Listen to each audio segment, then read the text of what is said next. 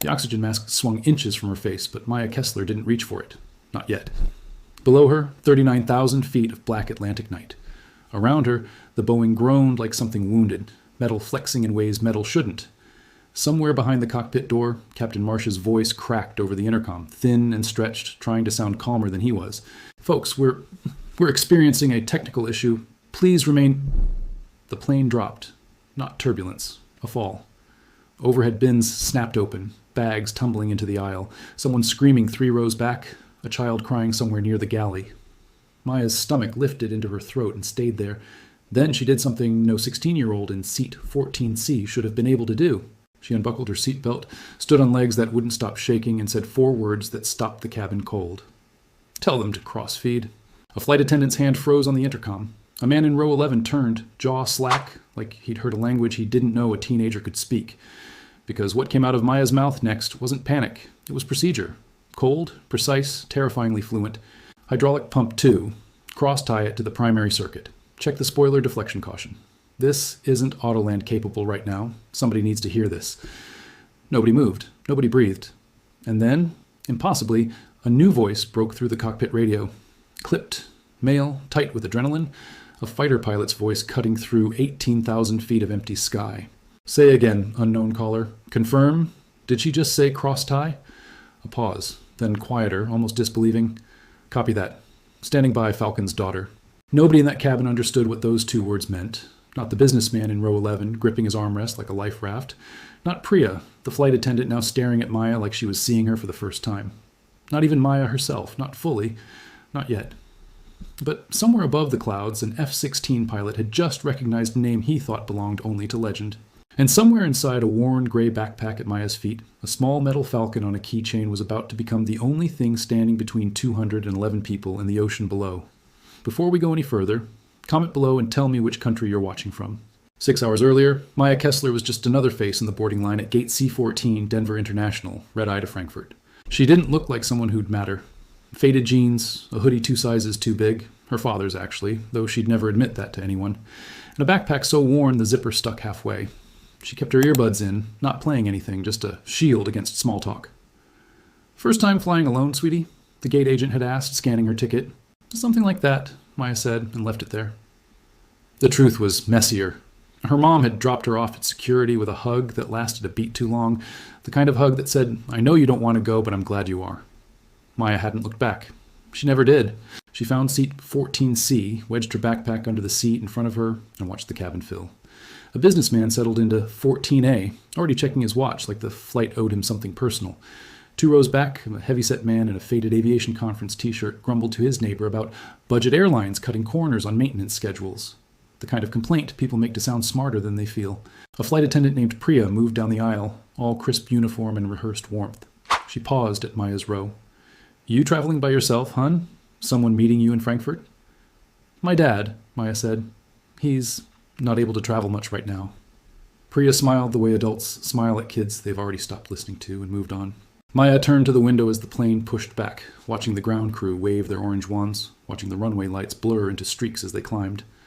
Ordinary night, ordinary flight.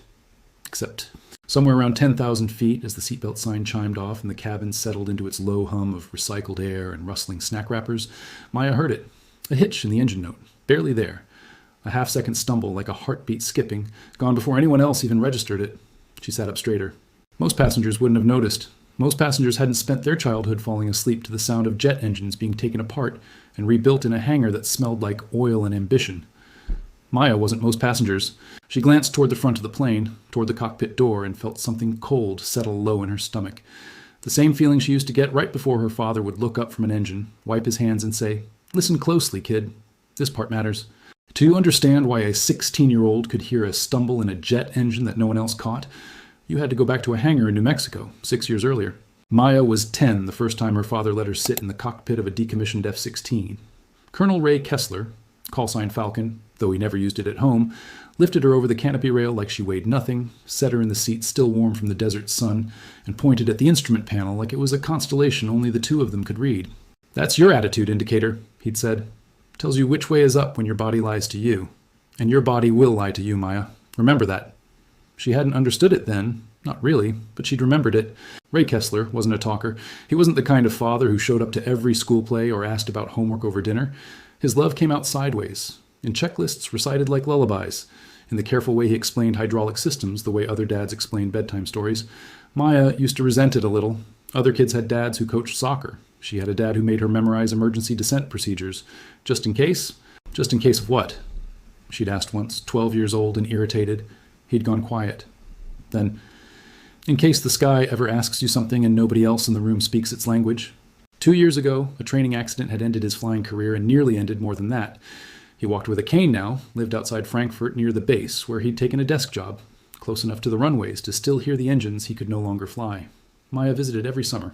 It was the only time he really talked, really told her things, stories about wingmen, about near misses, about the exact sound a compressor stall makes before it becomes a real problem.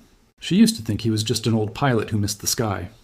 Now, 10,000 feet over the Atlantic, sitting very still in seat 14C with her fingers wrapped around a small Falcon-shaped keychain, Maya understood something else entirely. He hadn't just been telling her stories, he'd been training her. The second time it happened, Maya wasn't the only one who noticed.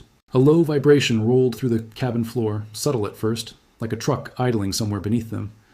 Priya, walking the aisle with the drink cart, paused mid-stride, one hand steadying herself against a seatback. In row 11, the man in the aviation t-shirt, Tom, according to the name tag clipped to his bag, lowered his magazine and frowned at the ceiling like it owed him an explanation. "You feel that?" he muttered to no one in particular. Maya felt it, but more than that, she recognized it. A rhythm, almost vibration. Pause. Vibration again, each one slightly stronger than the last. Her father's voice surfaced in her mind, unbidden. "Cascading systems don't announce themselves all at once, kid. They whisper first. Only fools wait for the shout." The seatbelt sign chimed on. Overhead, the fasten seatbelt icon blinked red, and a ripple of unease moved through the cabin. The particular quiet of 200 strangers all deciding, individually, not to panic yet. "Ladies and gentlemen, this is Captain Marsh." His voice came through the speakers, smooth, professional. The practiced calm airline pilots are trained to project. "We're monitoring a minor indication on one of our systems. Nothing to be concerned about. We'll keep you updated." Minor indication? Maya turned the phrase over and didn't like the taste of it. Minor indications didn't make the whole floor hum like a tuning fork. Beside her, the businessman in 14A had stopped checking his watch. He gripped his armrests now, knuckles pale, staring straight ahead like eye contact with the seat in front of him might hold the plane together. Then came the smell, faint, metallic, threading through the recycled cabin air. Most passengers wouldn't register it as anything more than stale ventilation. Maya's stomach dropped. She'd smelled that exact scent before, standing beside her father in the hangar, the night a hydraulic line had failed pressure testing and he'd gone very quiet and very fast. She pulled her backpack onto her lap and unzipped it halfway, fingers finding the cool metal of the Falcon keychain without needing to look. She didn't know yet what she was going to do, only that the whisper her father warned her about had started, and somewhere above the clouds, nobody else on this plane seemed to be listening for the shout that came next. The shout came at 6:42 p.m. A sharp bang rattled through the fuselage, followed by a shudder so violent that drink carts rolled loose in the galley, and a woman 2 rows up screamed before catching herself. The plane tilted, not much, but enough that everyone felt it in their stomachs, that sick lurch of a floor that wasn't supposed to move like that. Overhead, the oxygen mask panels snapped open all at once, yellow cups swinging down the length of the cabin like a wave of pale jellyfish. Priya's voice cut through the intercom, higher now, faster, the training video comm gone thin. "Masks on! Please, everyone! Masks on now!" Captain Marsh's voice followed, and this time he didn't bother pretending. "We have a hydraulic system failure, declaring an emergency. Flight attendants, prepare the cabin." Maya's hands were shaking as she pulled her own mask down, but her mind wasn't. It was doing what her father had drilled into her 1,000 times over, sorting, cataloging, matching what she felt against what she knew. The shudder, the bang, the metallic smell, the stumbling engine note from hours ago. This is the pattern, she realized. This is exactly the pattern. She unbuckled her seatbelt. "Ma'am, please stay seated." Priya's voice, sharp with fear and authority, but Maya was already standing, gripping the seat back in front of her as the plane rocked beneath her feet. "You need to tell the captain to cross-feed hydraulic pump 2 to the primary circuit," Maya said, and her voice came out steadier than she expected, steadier than she felt. "It's a backup actuator failure. I've heard this exact pattern before." Priya stared at her like she'd started speaking in tongues. "Sweetheart, sit down. The crew is handling—" "Kid, sit tight," the businessman in 14A snapped, gripping his armrest. "Let the adults handle this." Tom in row 11 twisted around, face pale under the cabin lights. Where would a teenager learn hydraulic crossfeed procedure? Maya didn't answer him. She was watching the caution light through the gap in the cockpit curtain, watching it blink amber, then red, and she knew, the way she'd known her father's stories weren't just stories, that no one was going to believe her in time. The plane dropped another 100 feet, and somewhere in the cargo hold below her, something metal groaned like it was starting to give. Maya made a decision she would replay for the rest of her life. She stepped into the aisle, plane rocking beneath her, and grabbed Priya's arm. Not roughly, but firm enough to make the flight attendant stop and actually look at her. "I need you to listen to me for 10 seconds, Maya said. "Just 10. Then you can go back to ignoring me." Something in her voice, not pleading, not panicked, but flat and certain, made Priya pause. "Instruct the flight deck to cross-tie hydraulic pump 2 to the primary circuit," Maya said, each word landing like something rehearsed 1,000 times because it had been. "Monitor for an ICAS caution on spoiler deflection. Tell them it's not Cat 3 auto-land compatible right now. They'll need a manual flare under 50 feet. My father logged this exact failure signature during F-16 test flights. I've heard him describe it 100 times. For a moment, nobody moved. Then Tom, 3 rows back, went white as chalk. "That's," he swallowed. "That's real terminology. That's not something you guess." Priya's eyes flicked between Maya's face and the cockpit door, torn between protocol and instinct. Instinct won. She turned and pressed the intercom button with a shaking hand. "Captain, you need to hear this from a passenger. She says..." The cockpit door cracked open. Captain Marsh appeared, gray-faced, sweat at his temples, past the point of standing on ceremony. "What did you say?" Maya repeated it, slower this time, watching his expression shift from doubt to something closer to desperation. A man drowning grabs anything that floats. "Who are you?" he asked. Before Maya could answer, the radio crackled behind him. Sharp, urgent, a new voice cutting through the cockpit chatter. Ground control, relaying something about a transponder distress squawk, about an escort being scrambled from a nearby airbase. "We have fighter cover inbound," Marsh said, half to himself, half to the cabin. "F-16, call sign Widow, 6 minutes out." Maya's stomach tightened around the keychain still clenched in her fist. 6 minutes. She thought of her father's voice in the hangar. The sky doesn't care about ranks or ages. It only cares if you know its language. "Captain," she said quietly, "I know its language. Let me help." He hesitated only a second before waving her forward. "Get her to the flight deck. Now." The flight deck was smaller than Maya imagined, a wall of glowing dials and blinking caution lights, and Captain Marsh's co-pilot glanced back at her with an expression somewhere between disbelief and desperation. "Strap into the jump seat," Marsh barked. "Talk to me." Maya's hands found the harness on instinct, buckling it the way her father had taught her years ago, back when this was just a game they played in a grounded cockpit in the desert. It wasn't a game now. The radio crackled. A new voice, tight with concentration, filled the cabin. "This is Widow, on your 7 o'clock, closing for visual." Maya leaned toward the mic, throat dry. "Widow, this is..." She hesitated. What was she supposed to call herself? Then her father's call sign rose up from somewhere deep, unbidden. "This is Falcon's daughter. Confirm visual on our port wing tip vortex." A pause, then, disbelieving, "Say again, did she say Falcon's daughter?" "Copy that," the pilot said finally, voice steadying. "Standing by for your vectors." There was no time to explain. Maya's eyes swept the instrument panel, matching numbers to everything her father had ever drilled into her. Primary flight computers in degraded mode. We're at 240 knots, descending 800 feet per minute. Flaps to 15. Watch your yaw damper. It's hunting. Marsh's hands moved over the controls, following her words like a lifeline. "Flaps 15, confirmed." Then the right engine spooled down without warning, a violent shudder rocking the entire aircraft sideways. Alarms shrieked. The nose yawed hard, and Maya's stomach lurched into her throat as the horizon outside the windscreen tilted wrong. "Confirm fuel, crossfeed valve open," she shouted over the noise. "Negative? Left tank's imbalanced," the co-pilot called back, sweat streaming down his face. Outside the window, the F-16 dipped dangerously close, wingtip cutting through the storm-gray clouds. "Falcon's daughter, you're drifting into my envelope," the pilot's voice snapped, edged with alarm. "Copy." "Correcting," Maya said, though her hands were shaking so hard she could barely grip the armrest. For one terrible second, the plane groaned like it might tear itself apart, and every instinct in her screamed to stop, to cry, to be 16 again, instead of the only person who knew what came next. She didn't stop. "Gear down," Maya said, and her voice cracked on the second word, but she didn't stop talking. "Runway's wet. Expect reduced braking. Flare at 30 feet. Hold your attitude. Don't let the nose drop early." Captain Marsh's jaw was set, knuckles white on the yoke, sweat darkening the collar of his shirt. Through the windscreen, runway lights bled into streaks against the rain-slicked dark, close now, Too close. The ground rushing up in a way that made Maya's whole body scream to brace. Priya's voice crackled faintly from the cabin behind them. "Everyone, brace position now!"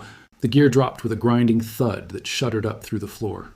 Maya's eyes stayed locked on the altimeter, counting down in her head the way her father used to count down engine start sequences in the hangar. 200 feet. 150. 100.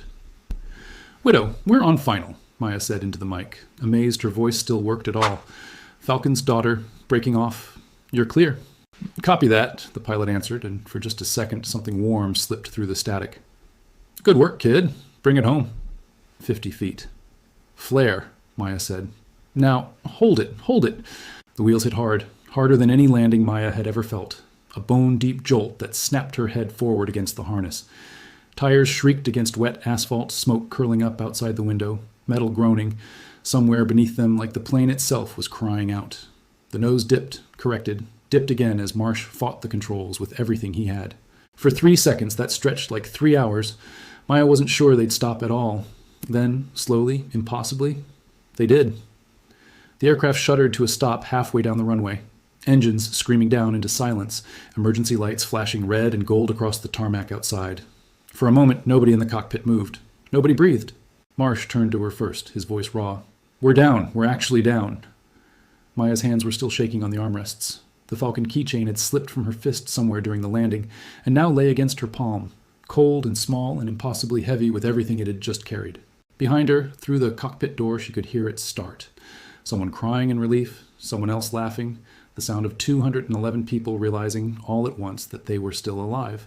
The silence after the engines cut was the loudest thing Maya had ever heard.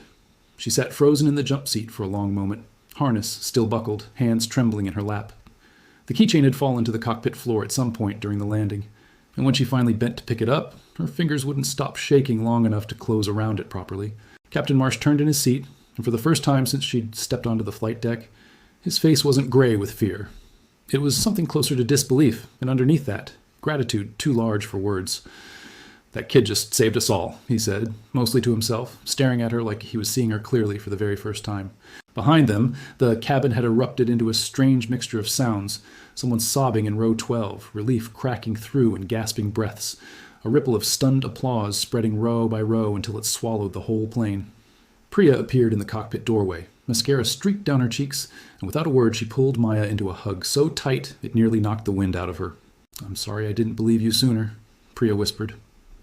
Out in the cabin, Tom stood near his seat, face pale, hands still gripping the headrest in front of him like he needed it to stay upright. When Maya passed him on her way back to 14C, he reached out, not quite touching her arm. "I was wrong," he said quietly. "You knew things no passenger should ever know. I don't even understand how." She didn't have an answer that would fit in a sentence, so she just nodded and kept walking. Outside, under floodlights and the flashing red and blue wash of emergency vehicles, ground crews swarmed the aircraft as passengers filed down the emergency slides on shaking legs. An airline official in a rain-soaked coat found Maya on the tarmac, said something formal about gratitude and heroism on behalf of the airline and everyone aboard, and gave her a salute, so sincere it made her throat tighten. Then her phone buzzed. A video call connecting through spotty airport Wi-Fi. Her father's face filled the screen, tired and worn but achingly familiar, eyes shining in a way she'd never seen before. "Dad, I heard everything," Ray Kessler said, voice thick, breaking on the words. "Maya, kid, proud doesn't even come close to covering it." Standing alone on that rain-slicked tarmac, a keychain warm in her fist, Maya finally let herself cry. 3 weeks later, life in Frankfurt looked almost ordinary again. Maya walked to school past the same bakery, sat through the same math lessons, ate lunch with the same handful of friends who now looked at her a little differently. Not with fear, exactly, but with a kind of quiet awe she was still learning how to carry. News crews had come and gone. The headlines had faded into other headlines. But something in her hadn't gone back to the way it was before, and she didn't think it ever would. She wore the Falcon keychain openly now, clipped to the zipper of her backpack instead of buried at the bottom. She didn't hide it in her fist anymore, didn't treat it like a secret. It had become something else.